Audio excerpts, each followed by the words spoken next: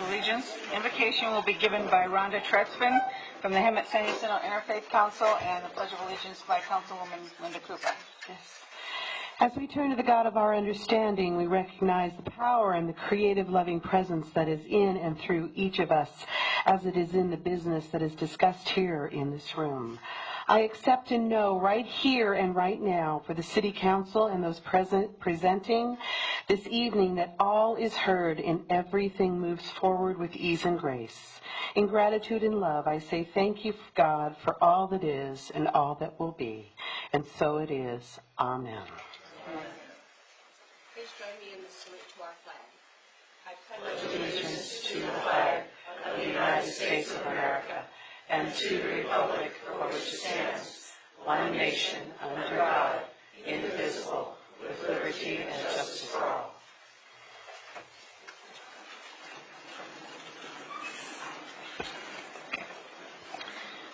Okay, we'll move on to the City Council business.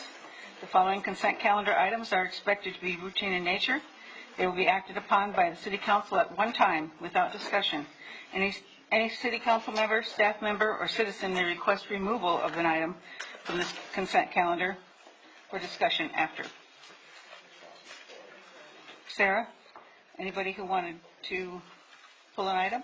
Yes, we have requests to pull items number 3 and 4.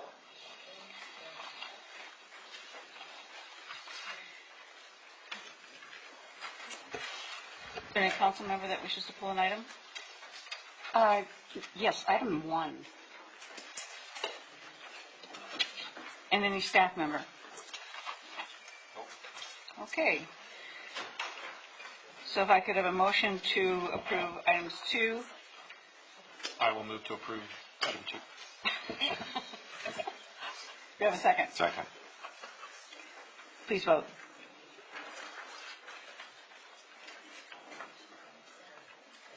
And that passes 5-0. Okay, item number 1.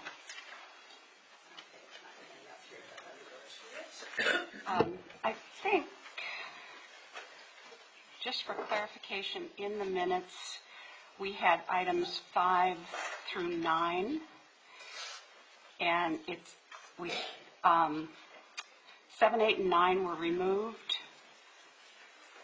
And then down at the bottom, it says that Russ and I made a motion to approve item 8, and then a motion was made to approve 5, 6, 7, and 8. There's no indication that we approved item number 9, and we approved all of them. So if you could check that and correct it, that all of the items were approved from the consent calendar last time. That's it. And with that correction, I would move approval.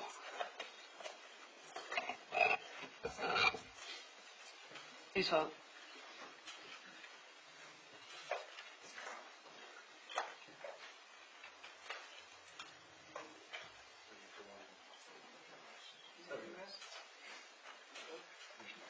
Oh, that passes 5-0.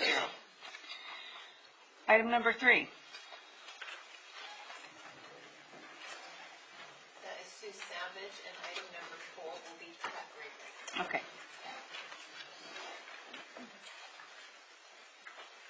Ms. Savage will have 6 minutes. Good evening, Council. 2 weeks ago, in this room, City Council adopted Hemet's investment policy. It was adopted unanimously. The revised policy was not reviewed nor talked about in this room. Perhaps Attorney Vail could share the special meaning of the word shall in the legal system. Notice the word shall as I read from the adopted policy. All participants in the investment process shall act as custodians of the public trust. Investment officials shall recognize that the investment portfolio is subject to public view and evaluation. The policy goes on to describe the Investment Oversight Committee reviewing monthly investment reports issued by the City Treasurer. Specifically, paragraph 7A, monthly reporting, which reads, "The treasurer shall submit," there's that word legal, "shall submit a monthly investment report to the Investment Oversight Committee and City Council." The Investment Oversight Committee met 1 week after the policy was adopted. Let's talk about the agenda for the Investment Oversight Committee. Nowhere on the agenda is included review of the monthly treasurer report. There are 6 items on the agenda, but the treasurer's report, which is required by law in the new city policy, is nowhere to be found. What's so secret about Hemet's money? Why doesn't the treasurer provide reports every month? What is so secret the Oversight Committee does not want to include the treasurer's report on the agenda? Why have an Oversight Committee at all if it is going to purposefully omit oversight of taxpayer dollars? Do other cities treat their taxpayers like this? Or is this treatment reserved for the taxpayers of Hemet? For almost 1 year, I have pleaded with this esteemed City Council to act on behalf of Hemet taxpayers and ensure the safety of the $494,000 in the Bank of Hemet. The Bank of Hemet pays taxpayers $1,976 a year. Taxpayers should be earning 8 times what Bank of Hemet is paying. Yes, taxpayers should be earning at least $15,000 on their money instead of the $1,976 Bank of Hemet is paying. During the Investment Oversight Committee, the Bank of Hemet issue was raised. It was acted upon like this esteemed council does, without comment, without recognition, without an attempt to rectify the problem. A tremendous disservice to Hemet taxpayers. After reviewing tonight's Treasury report, I recommend City Council does not approve the report due to continuing issues with taxpayers' money in the Bank of Hemet, as well as unexplained math calculations on the report. Hopefully, City Council does something tonight. Thank you.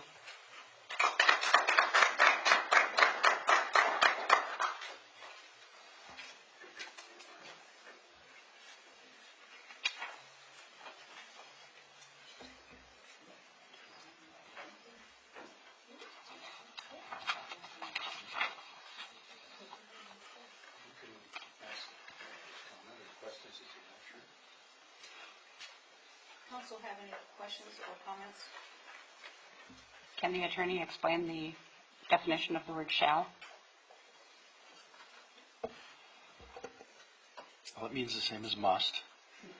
It means the council has to review any policy. At the very first meeting, the treasurer did bring up her recommended change for the policy. The import of the policy was to change the self-imposed limitation on the percentage that local agency bonds could make up of the entire portfolio. The city imposed a 20% limitation. The treasurer recommended raising that to 30%. That was sent to the city council with a staff report. It was on the consent calendar. It was in your agenda packet 72 hours in advance. Presumably you all read it. There were no questions on it.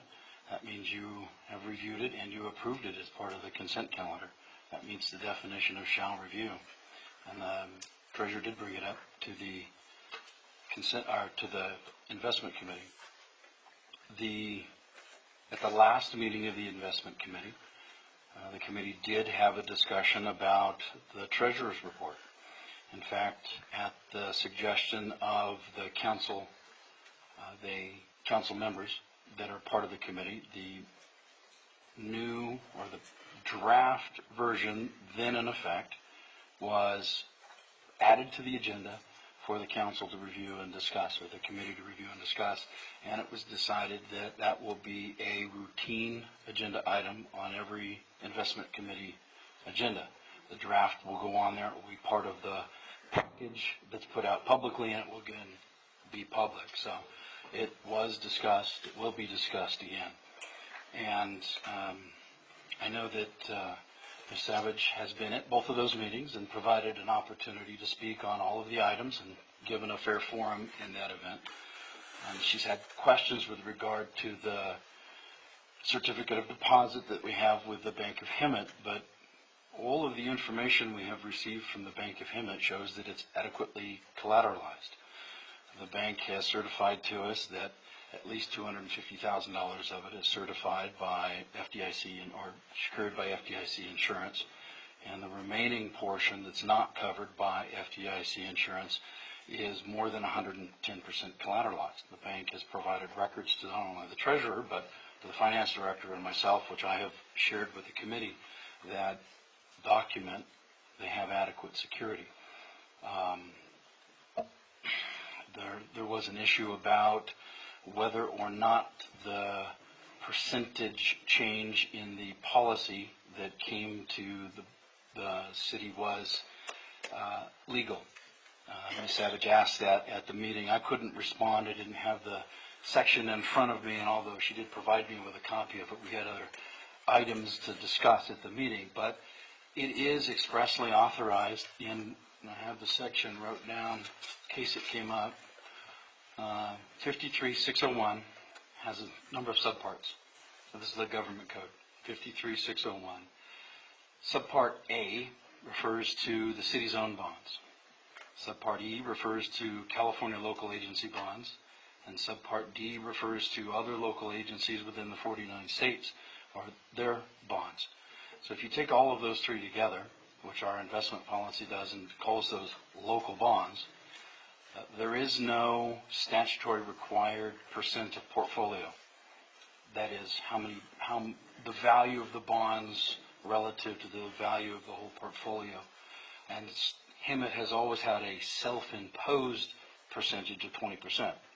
Since there's no statutory percent of portfolio that's required, Treasurer recommended that we up that to 30%, which was in the policy, which the council did. So that is consistent with the law. It's also consistent with the quite voluminous local agency investment guidelines that are produced by the California Debt and Investment Advisory Commission. These typically come out every year or every 2 years. We followed the one that was in effect for 2017, I think, when we were drafting the policy that was approved in 2018, and the committee will review any new recommendations that come out in that as we look through comprehensive reviews of the investment policies in the future. So, and that's kind of a brief overview of what we went through. I know that that's not specifically on the agenda. You did talk about an RFQ for an investment advisor. Some of the other council members or members might be able to fill you in on that more, but if there's any other questions, I can add my 2 cents. I have a question. The certificates that, excuse me, that you sent us, you said that the $250,000 was collateralized, and then there were security certificates that you sent to us from the bank that secured the balance? Of the $495,000 or $494,000, the bank has indicated that it has FDIC insurance for the first $250,000.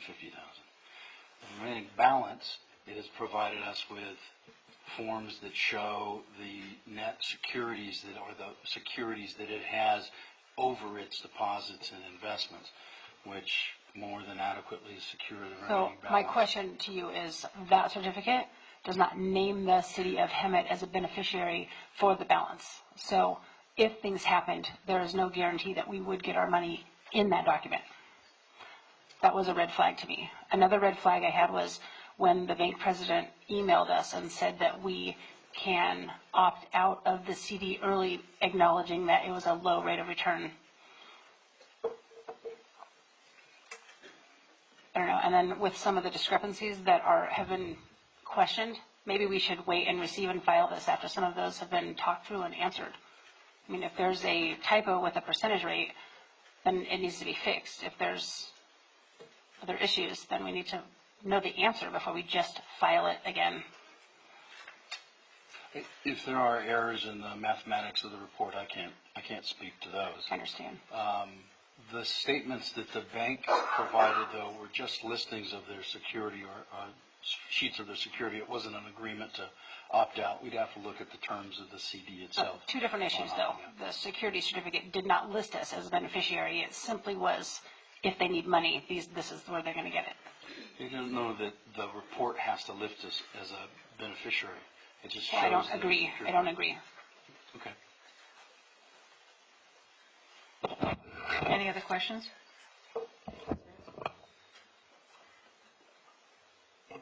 Yeah, not having attended the meeting, I'm curious, was there discussion, because I see that the maturity date is coming up soon in September, was there discussion about action or proposed action prior to that date, or what action might be taken at maturity? The investment committee can only suggest to the treasurer what to do, but since she is an elected treasurer, we are at her mercy what she decides. I don't recall that we actually made that suggestion, at a different meeting. But if I have no problem getting questions answered. If on that too.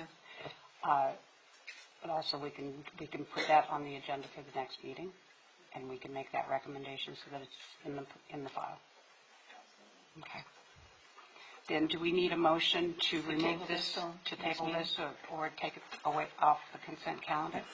Oops. Yes, if you'd like to make it a discussion item at the next agenda, you probably need a motion to do that. And if you have any specific questions that you'd like answered by the treasurer, the finance director, and myself, that would help too, so we can have those for you. Well, I, for one, would certainly like some clarification on some of the issues that were brought up, and it just seems like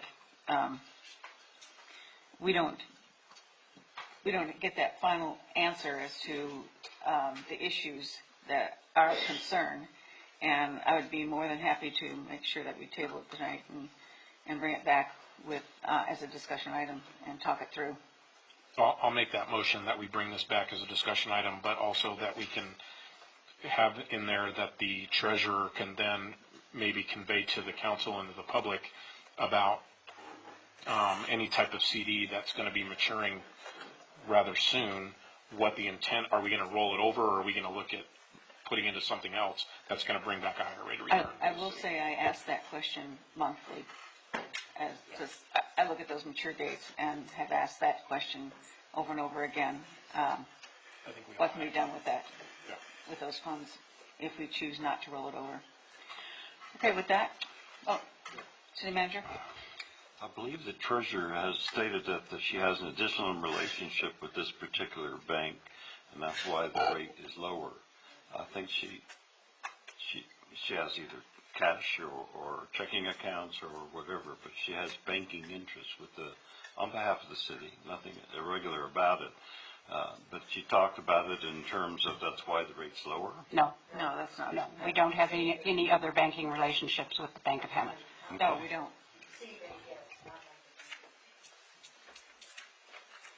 Okay, you made the motion to Do we have a continue second? this. I'll second that. And before you vote, can I just clarify that I have the comments down so we make sure we get answers to these? There were some calculations in the report that were questioned. Do we know exactly what those are so that I can note The those? rate of return in the summary, like the months don't add up Okay. or don't average up. You can't talk from the tower. I I don't know. And we noted that this Wait a minute. Hemet CD is going to be expiring or maturing, and we want to know what the options are for that, whether we roll it over and invest the money in new or different investments. And there was a question about whether or not there is actually security for the unsecured part of it. Exactly. And we can bring that back too. And we were whether or offered not- to pull it out early with no penalty. Okay. Okay, Sue, did you want to, you have to do it from the podium. Attorney Bale is asking for corrections to the mathematics. There was last meeting when I talked about the withdrawal from LAIF as reported in the report that the balance actually went up. So there's obviously a math issue when you take a withdrawal and your balance goes up. As I explained, we all would like to have that happen, so there's something there that's... That summary report needs to be corrected because the deposit, that amount was in a withdrawal and not in a deposit.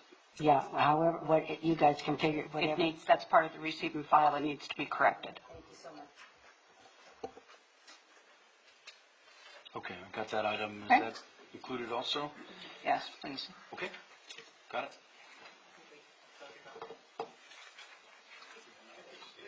Now we just need to The vote. motion There's is a motion and a second. And, Please vote.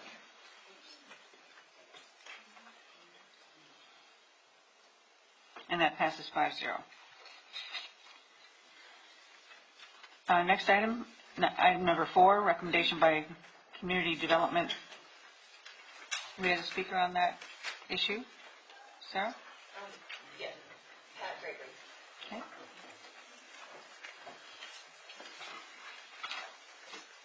Good evening.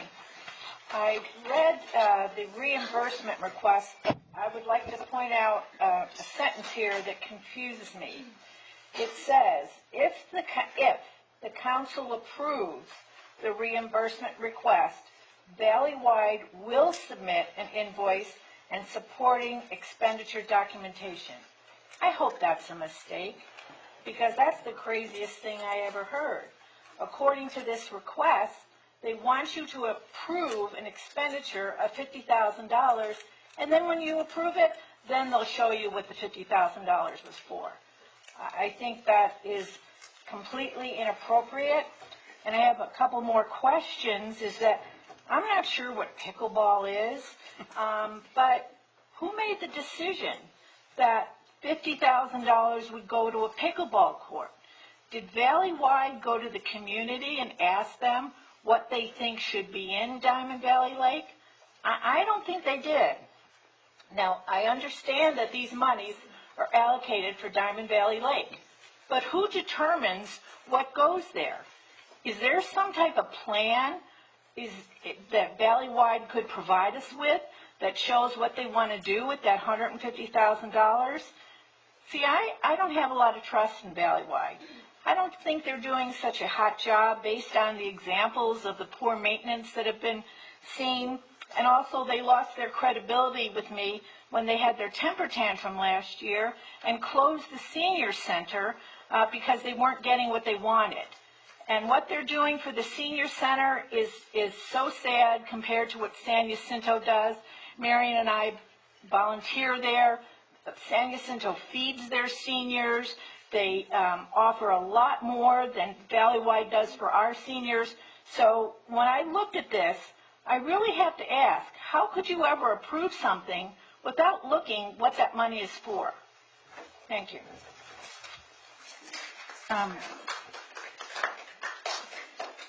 Dean is here tonight. Would you like to come up and speak for a moment? Mayor, I can speak to the reimbursement process. Okay. So as noted in the staff report, these funds are development impact fee funds, of which in 2006 the council decided to assign 16% of all those funds collected from new development towards Diamond Valley Lake Park, because that's the city's regional park for recreational activities. So that money is set aside only for recreational capital programs at that park. That's its sole purpose. In terms of programming, and I'm sure Mr. Witter can offer much more, but the Diamond Valley Lake Park has very specific recreational amenities that are listed as part of the specific plan that was approved. as well as where the pickleball courts are located. There's 2 existing courts. It was always designed to have 2 additional courts, so now there is the 4. So the 4 courts are in place. The 2 additional courts are completed, and they've been signed off by building. They went through all the proper permit processes.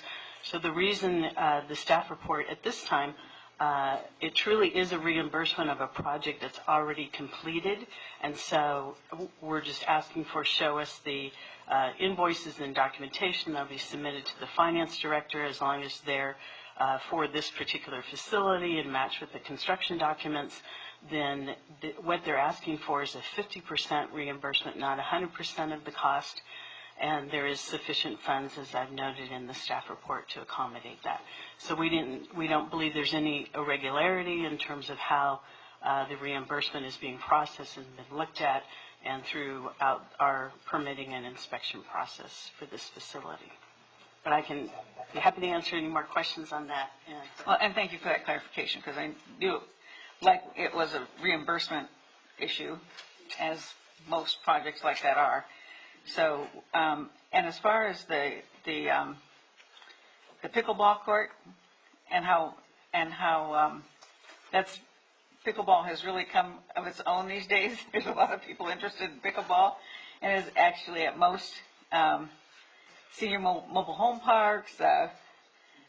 Certainly, Golden Village has a very active pickleball court. So, you want to just add to that, Dean? Be my pleasure. Thank you, Mayor, and members of council and community. I do want to say that pickleball courts, of course, have been a community-driven project. It is one of the fastest-growing sports, if not the fastest-growing sports in the United States, and as I understand it, worldwide now. And so it has become a natural component of recreation facilities and the design of new recreation facilities. And largely it does serve primarily a senior population. It's most popular among adults 50 and older.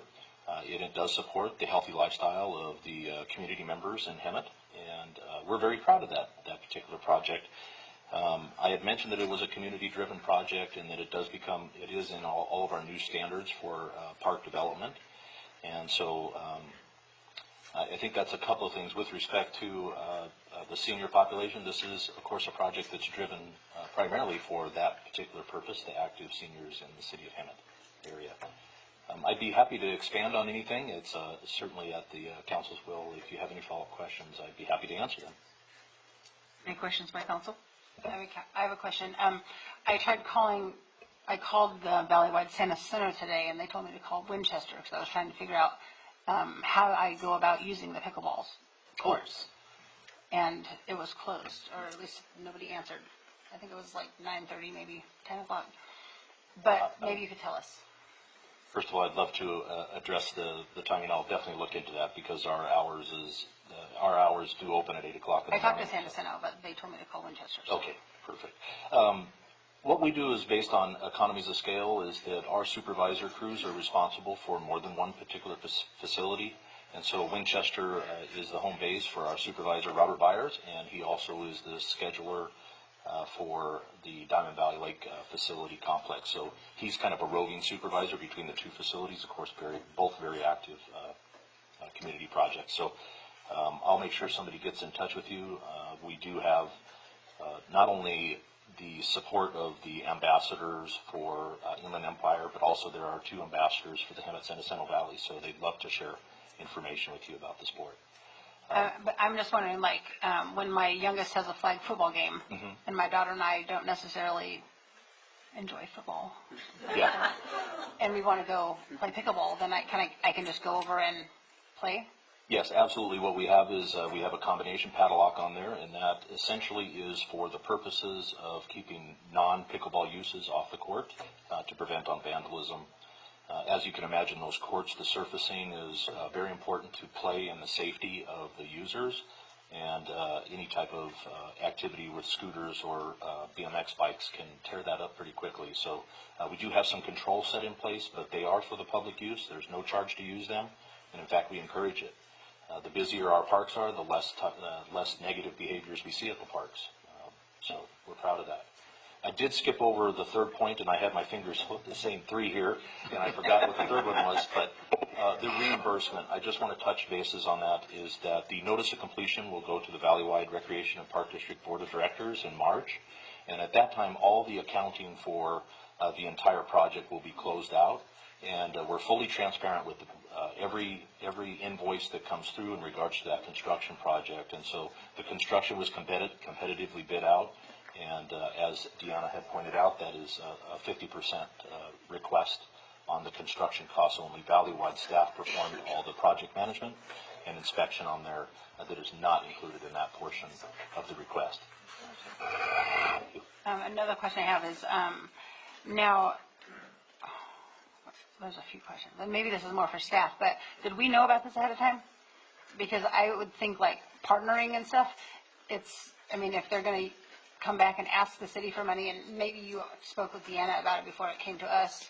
I don't know how all that process works, but it's almost like we need to, good partnering is communicating the whole way. And so, hey, we want to do this pickleball project. Will you guys sponsor 50%? You know what I'm saying? That's kind of, when things are done in a forward thinking, that's kind of how it works. And so, you understand? Absolutely. I don't know if there was a breakdown communicating to us, or if it didn't happen that way. I don't know. What I can say, Councilwoman, is that we'd be happy to share all future plans in regards to the Diamond Valley Lake Community Park build-out. We'd be happy to share that. Or just when you're going to expect money from us or ask for money from us, then we usually do it before the project starts, not after it's done. You know? I understand your point. Saying, okay. Thank you, Councilwoman. Dan, you want to come back and speak about the funds? Yeah, in the time that I've been here, there's been 2 occasions to where Valleywide had asked for funding out of this account. And the first one was for the restroom complex in the middle of the softball hub. And at that point, that was a very expensive project, and they did come to us and they did come to the city council prior to commencing that. Because they needed to know that they would have some committed funding. And at that time, the mechanism we used was a reimbursement agreement which specified all the tasks and the processes that was entered into. In this case, they had submitted the plans to the city, so the city was aware that they were doing the pickleball courts all in accordance with the specific plan. And we got a letter late last year that they were going to be coming forward with requesting the funding. So by the time we kind of got it on the agenda, it was already approved and finalized. So there didn't seem to be any need to go through a whole reimbursement agreement for something that was already, in place according to the plan. So to your point, I think maybe in this case, depending on the overall cost of the facility or the timing of the facility, but I think as Mr. Witter shared, he'd love to probably tell you about the future projects in advance.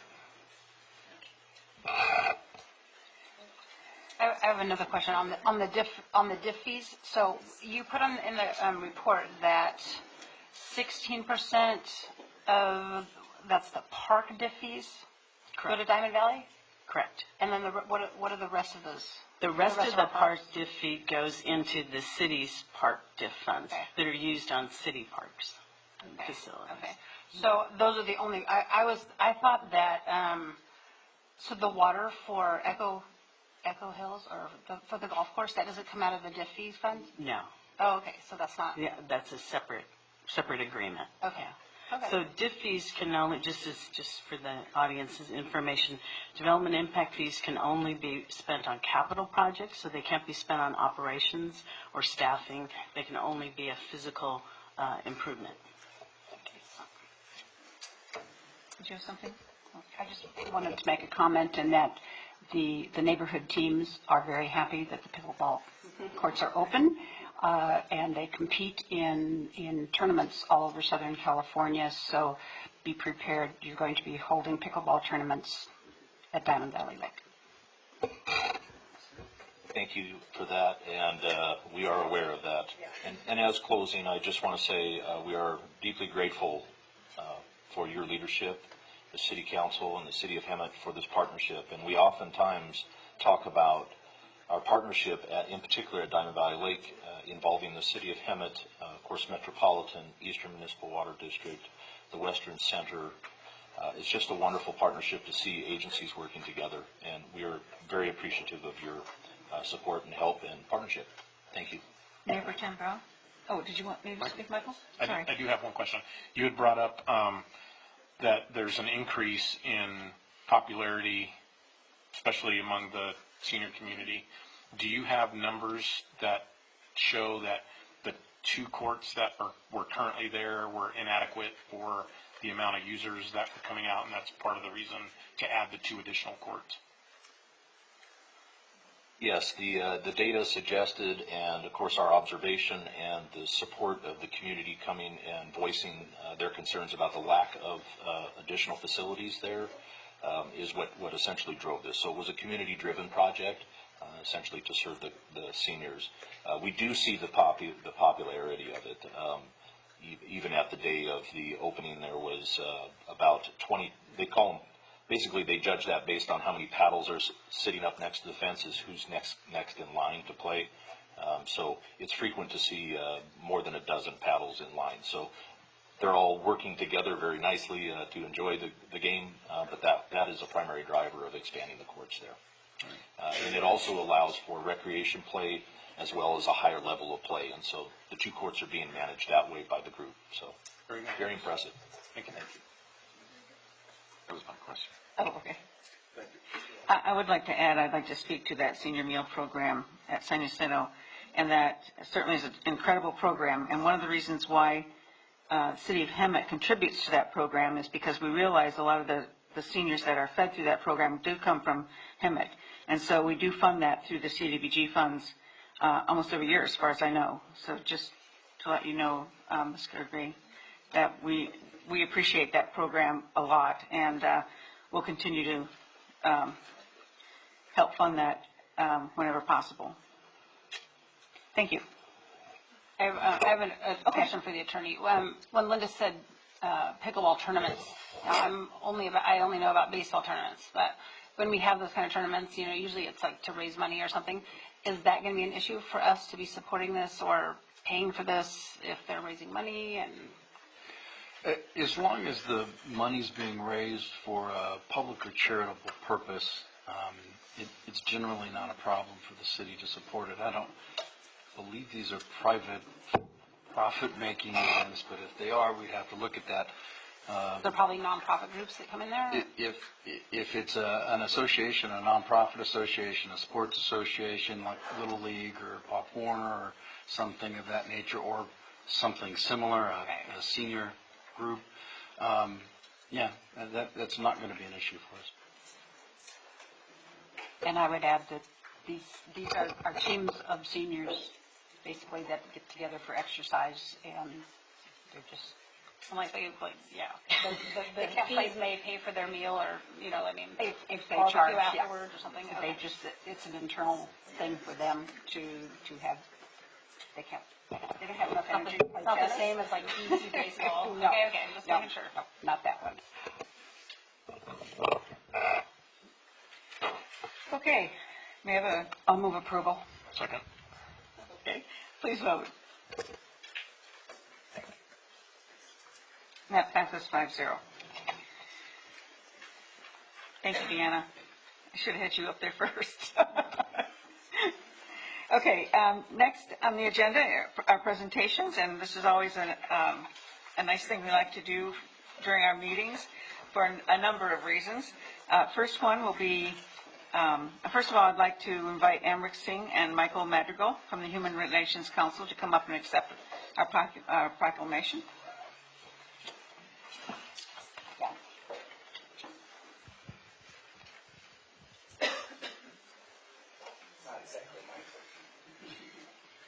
Oh.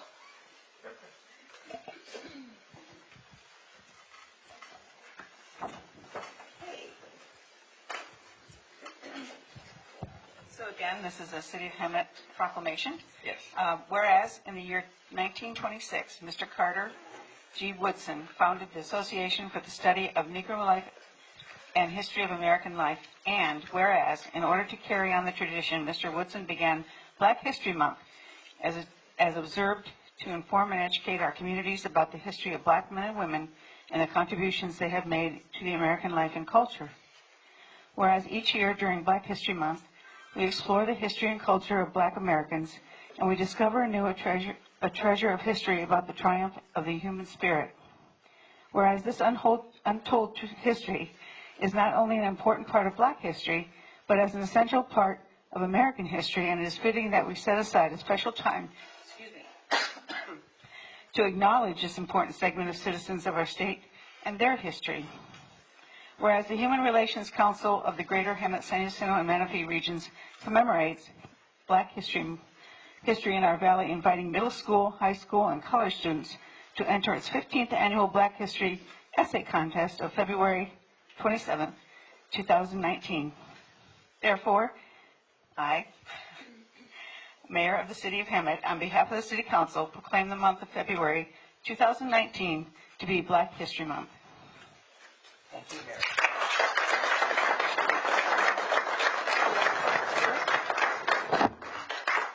Hi, I'm Dennis Fletcher with the Valley Chronicle, as you probably know, but also recently elected to the Human Relations Council Board. And I have with me here Anaya Crouch, and I'm going to say a few words about what's coming up, and then she is. This is the 15th annual occurrence of an essay contest, which the Human Relations Council has been running here in San Jacinto, Hemet, and Menifee. That's the territory for the Human Relations Council's area. And they run this essay contest for middle students, high school students, and college students. And this year we got the highest number of responses of any time so far. So we're very happy about that. And thank you.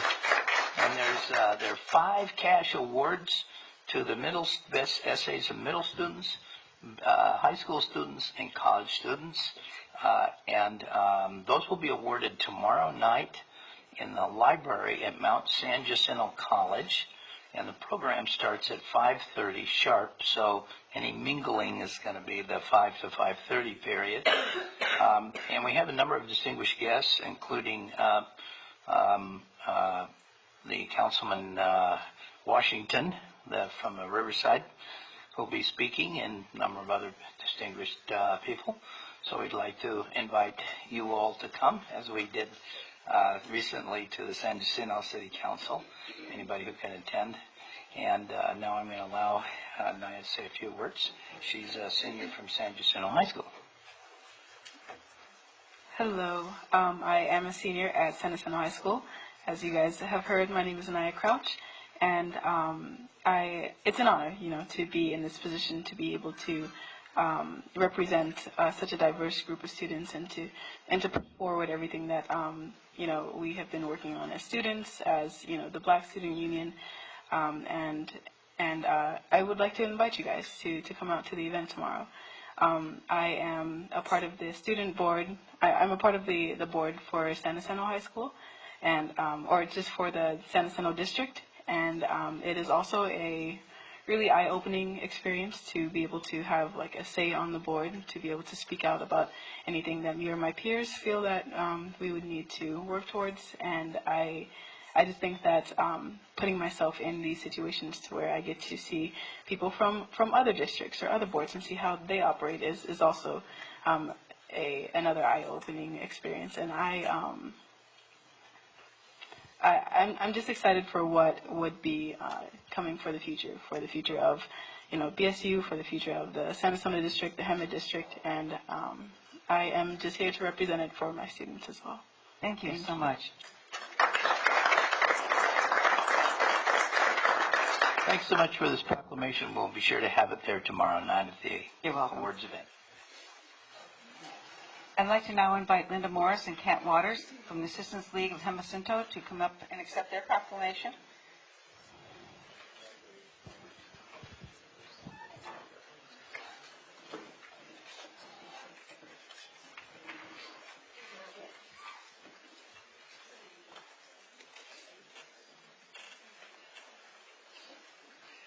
We have a third person.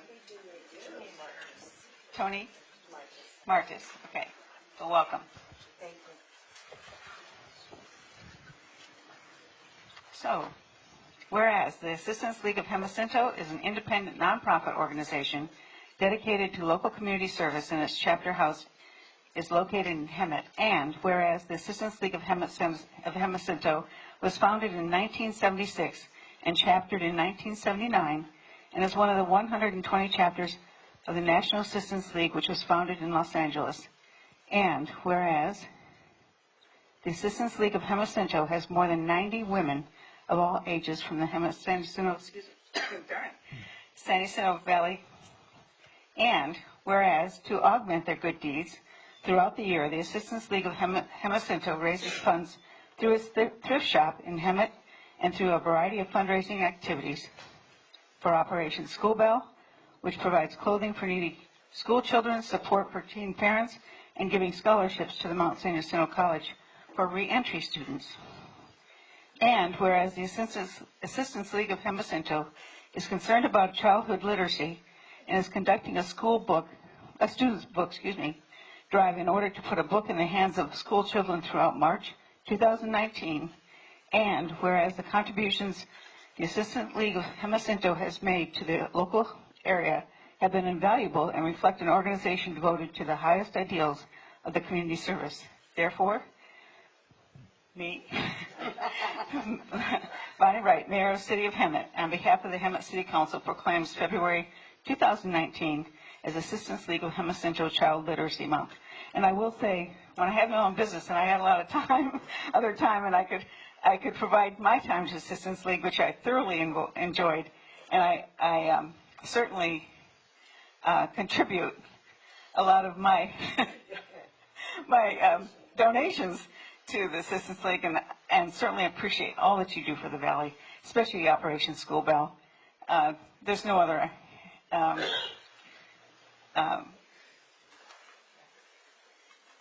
item or certainly program that is much more as needed as that is, and so appreciated by the schools. Would you like to say something? Thank you so much.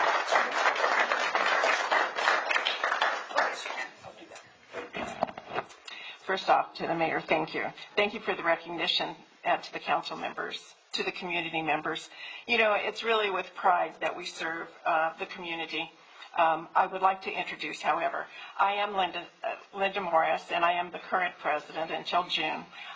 Kat Waters is our president-elect, and Tony Martis has been the wonderful chairperson of our book drive, which we have been running during the month of February. You know, it is our mission, as the mayor has said, to serve the community. What our mission really is to transform the lives of children and the adults through our community programs. And yes, while Operation School Bell is probably the star of our programs, we have clothed 1,700 children from the Hemet and the San Jacinto Unified School Districts this school year. And with only the 90 members, all volunteers, no paid employees, we work our tails off, if you really want to know, but we enjoy every minute of it, and it is so very rewarding. This month is part of a national drive for child literacy that was started with our national program, and every chapter has been given the charge to identify their own project of what they would do. Actually, this is called Action Week for Assistance League, but we chose as a chapter to do the whole month. We didn't want to just concentrate on one week, and we are so appreciative of having the support of the community. We had a kickoff on January 30th at the library, and we were supported by the police, and we were supported by the fire department, and today we still have about 40 boxes for book collection through many businesses of the community. I collected some from where I live just today, an emptied box, and I carried out 25 books, I think. And they're new, and we're going to distribute them, and we want to get these new books into the hands of children, and that was what our drive was for. And we thank you so much for the recognition. Thank you. Thank you.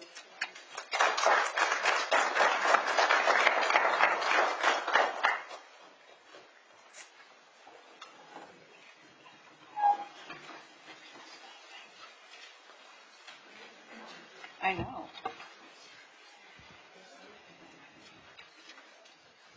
Oh.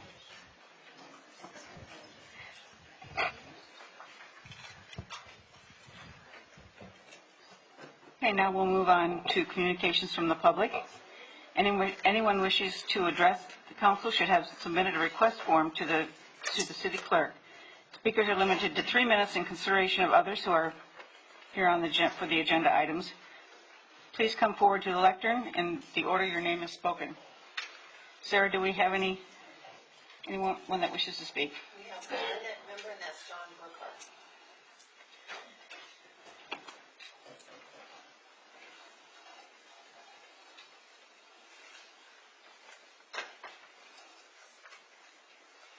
My name is John Brookhart. I'm the spokesperson for the Seattle-based residents. They said to say hi to the city council members. We want to thank you for at least doing something about the basin up to a point, but we can also help to give you some stuff. If it weren't for us and you, that basin would be, the streets would be blocked off, closed, and everything, and there would be a chaos. And I want to thank the fire captain. You know what I mean, right? You can smile over there, but you know what I'm talking about. My house is the second part of where he puts the barrier to say don't go in there because it's flooding. He parked his car on the side to try to tell people to go around. People just went anywhere. There was 7 cars in front of our house near it that stopped and were waterlogged. 3 of the other streets, 2 streets down, there was 4 cars that got stuck in the middle of the street, and then down on the main part of the street, the buses couldn't even go. There was 5 cars that had to be towed and everything. So it's really a problem, but the problem is at least the streets were open when it's open as opposed to being closed for a month. Okay? So a lot of the stuff that we're having to tell you is that the proper drainage that they're trying to do for the basin is good. But the real problem is what happens with the flood control thing, which I've gone to all the meetings and done all this stuff I'm supposed to do.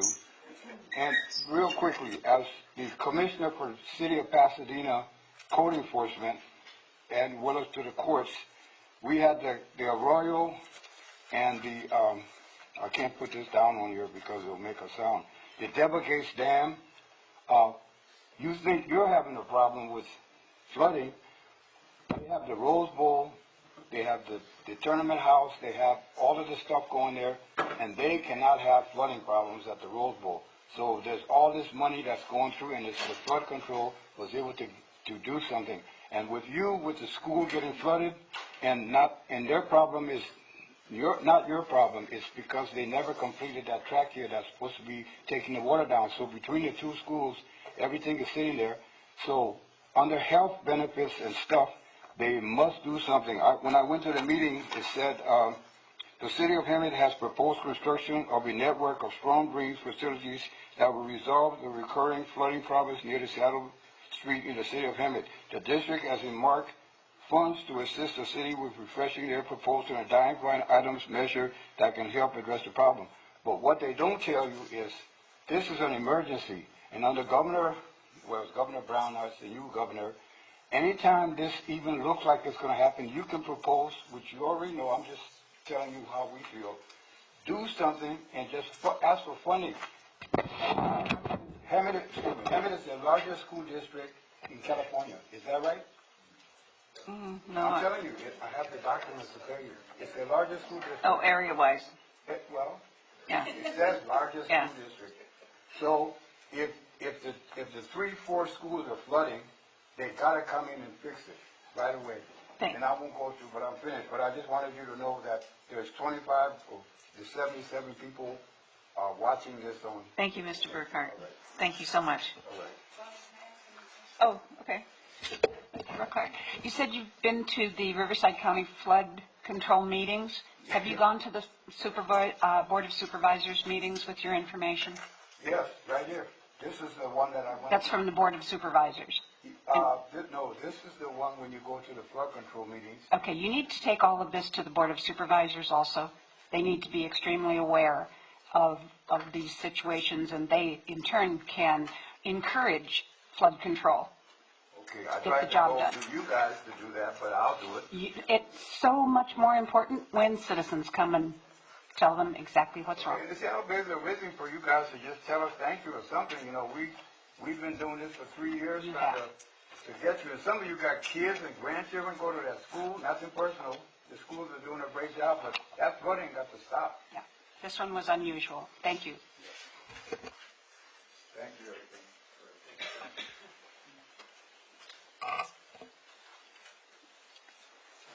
There's all, okay. Okay, going on discussion and action item number 7, Municipal Code Amendment, MCA 18-002, the Transportation Uniform Mitigation Fee. Director Eliano. Good evening, Mayor and Council. As you know, the City of Hemet is one of 18 member agencies for WRCOG, and one of their primary programs is the Transportation Uniform Mitigation Fee Program, or TUMF, as we affectionately call it. This has been a regional fee that's in place. It's the same fee throughout all the cities in the county to mitigate the impacts of new development on our circulation network and our regional circulation network. At present, those fees are collected at the local agency level. So, for example, our building department calculates the fees when the plans come in and charges those fees and collects them at the time prior to certificate of occupancy. Then we remit those fees through our finance department to WRCOG monthly, and then they do audits at the end of the year. So as WRCOG over time has determined that through some of the audits that they would really rather calculate the fees themselves as opposed to the member agencies, just to establish more efficiency and consistency. So in October, the executive committee of WRCOG proposed to have the fees instead collected by WRCOG staff as opposed to the cities. And at your October 9th meeting, you indicated to us to communicate to WRCOG that that was our intention to go that direction.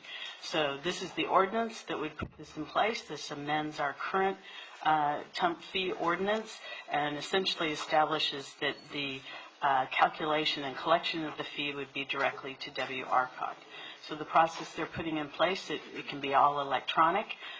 They're still submitting plans to us. The building staff would fill out the calculation worksheets with all the information regarding the development. We forward that on to WRCOG. They calculate the fees. They communicate back to the staff, our staff, and to the developer. They're also going to be setting up an electronic fee payment that would be active in July. And they'll give us notification, then we can issue the certificate. One of our initial concerns was time, and we wanted to make sure that this was not going to delay any potential projects or businesses coming into town. And they've committed to that they could do a 48-hour turnaround for any of those calculations. And generally, we would submit it early enough to where that should allow for plenty of time to be able to get their C of O. There's also an appeals process, as there is currently. So if there is any disagreement in terms of the calculation of fees, there's a system in place for that. The benefits that we see to the City of Hemet would be that, one, it reduces a tremendous amount of workload that the city is currently doing right now, in addition to not only the building staff, but the finance staff and for the annual audits. It also shifts the burden of any miscalculation to WRCOG as opposed to the local agencies. Right now, we would be responsible for that.